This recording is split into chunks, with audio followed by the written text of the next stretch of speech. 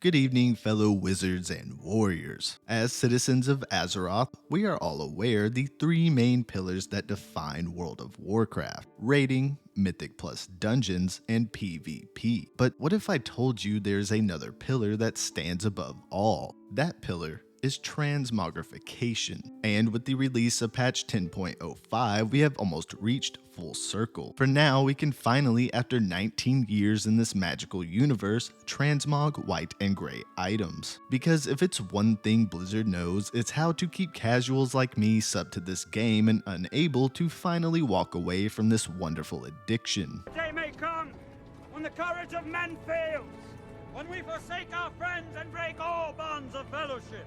But it is not this day.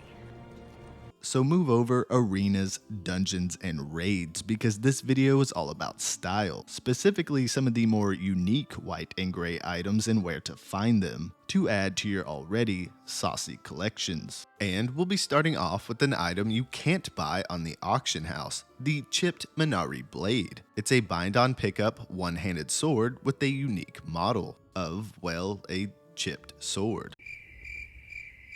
So all of you mages, paladins, rogues, death knights, hunters, warlocks, and warriors can finally live out all of your Aragorn Dreamboat role-playing fantasies. And to obtain Narsil, the Manari blade, it can be looted from either the Eredar War Supply chest that spawn on Krokan, or the Legion War Supply chest that spawn in the Entoran Waste, located in the Argus zones from the Legion expansion. It has a 13 to 14% drop chance. I opened a total of 5 chests spread out through both zones before looting this broken blade, and since flying is still not allowed in the Argus regions, you'll be stuck searching on the ground. But if you have similar odds as I did, it shouldn't take more than 30 minutes before you're chopping the ring fingers off of every Deathlord that crosses your path. Just be sure to watch your back for any cave-dwelling psychopaths with a multiple personality disorder. Now, to all these spellcasters, magic users, and mana abusers, have you ever taken a stroll through the floating streets of Dalaran and thought, man, it sure would be cool to look like one of those NPCs? Well, you're in luck, because now you can with the next item, the Dalaran Wizard Robes. This little ensemble will have you feeling right at home as a student of magic, bolstering your knowledge to climb the ranks of the Kirin Tor. To obtain these robes, there's different methods for both Horde and Alliance, and since I'm a hopeless Horde fanatic, I'm going to start with the Horde first. As a Horde player, you have 3 different options, one being the easiest and fastest way of just buying it off of the auction house, but if you want to farm it yourself to either sell or wear, you can go to this cave south of Ambermill in the Silverpine Forest. Inside, you'll find the Ambermill Portal Guardians, which have a 3% chance of dropping the robes. In fact, I looted 3 of these in 10 minutes while recording this clip. But if you want the full experience as a Horde player, you can do the Transdimensional Warfare questline. I don't recommend this method unless you really enjoy questing and lore-related activities, because this will send you on a 49-part quest chain that includes the following: eradicate a random population of Murlocs, listen to Sylvanas complain about Arthas for the millionth time, brutally execute a bunch of Worgens just trying to cross a river, with a cannon by the way. I started blasting. Bang! Bang! Well, I don't see so good, so I missed. Then they ran away. I ran after them. Okay. Bang! Try to shoot him in the back. But I don't want so good either. Unleash a murdering rampage on a bunch of bears and spiders for some random reason. And look, I'm not saying the Horde are the bad guys in this situation, but Blizzard, what the hell is this abomination?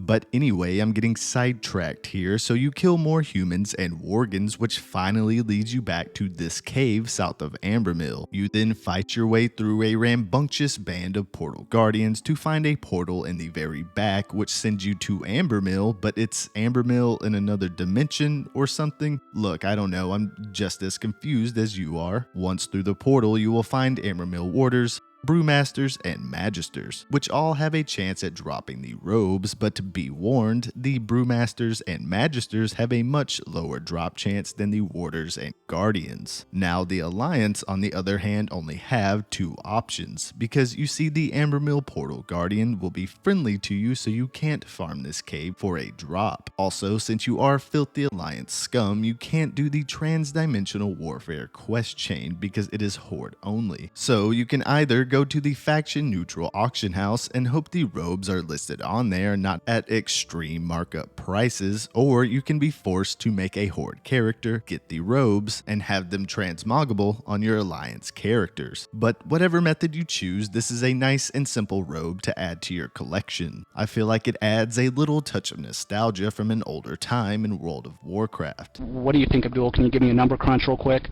Also, if you're feeling a little spicy, you can port over to either the new or old Dalaran, head to the Threads of Fate shop, talk to these vendors, and pick up the violet hat for a whopping 21 copper to complete your purple wizard vibe. For the next items, we have the large muck-stained blade and the muck-encrusted dagger. The models of the sword and dagger aren't super unique, but they do have a faint green glow, which is pretty cool for a gray item that would usually just be sold as trash to a vendor. Also, both the sword and dagger are bind on equip, so they can be bought and sold on the auction house. But if you want to farm it yourself, there are two ways to obtain these items. One is pickpocketing them off 3 different elite mobs in Revendreth, or they can be contained in Stonehead's Extravagant Tribute and Stonehead's Substantial Tribute. And I'm going to take a second here and be completely honest with you guys. I have no clue how to get these 2 chests. You see, back in Shadowlands, I avoided anything and everything that involved the Venthyr campaign and Revendreth zone. So if you are a Venthyr veteran and know exactly how to get these 2 chests, please let me know down in the comments. It would be greatly appreciated. As for the other method, the large muck-stained blade can be pickpocketed from the following 3 elite mobs: Big Shiny, Hefdor, and Boulderfoot. Big Shiny and Hefdor both spawn near the southeast part of Revendreth and are relatively close to each other, with Boulderfoot spawning near the Sanctuary of the Mad Flight Path. But he walks around this area, so if you don't see him, just fly around until he pops up. I mean, he's literally 40 feet tall, so you can't miss him. As for the muck-encrusted dagger, Wowhead says you can only pickpocket this item off of Hefdor, but for me, I got it off of Boulderfoot, so this information might be incomplete. So it's safe to assume that you can loot the dagger off of Hefdor and Boulderfoot. Both of these items have an 8% drop chance when pickpocketing, and this took me a total of 7 hours to get the dagger and sword. The dagger I got relatively quickly, within the first hour, but the sword on the other hand took an additional 6 hours to drop, mainly due to the internal cooldown on pickpocket, which is 10 minutes. So what I did was start here in the southeast part of Revendreth to pickpocket Big Shiny, then stealth my way over and pickpocket Hefdor. To kill some time, I would then fly to Pridefall Hamlet and take the flight path to the Sanctuary of the Mad to pickpocket Boulderfoot, then take the flight path back to Pridefall Hamlet and fly back over to Big Shiny, where then I would have to wait another minute or 2 for the internal cooldown of pickpocket to reset, and start the process all over again. Needless to say, it was a Sunday well spent.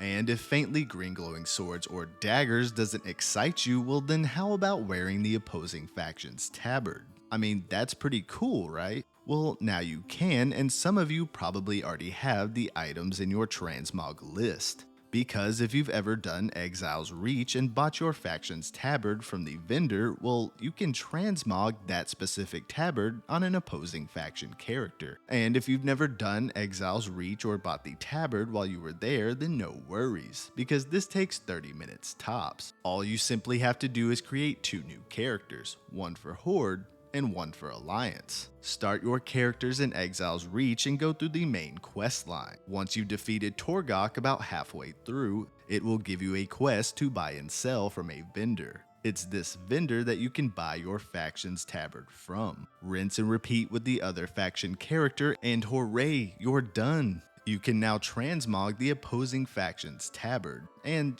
piss off all of your brethren for representing the enemy you have literally been fighting for hundreds of years. Now, I don't know if this was intentional or an oversight from Blizzard, so it's a real possibility this could be hotfixed later on down the road. Call me a traitor if you must, but personally, I think it's pretty cool to be an orc running around in an Alliance Tabard, so I hope they leave it the way it is. And that concludes part 1 of this 2-part video. Let me know down in the comments if you liked or disliked the items listed in this video, or if I might have gotten any information wrong, please call me out on it. Thanks for watching, and remember to always stay away from the voodoo.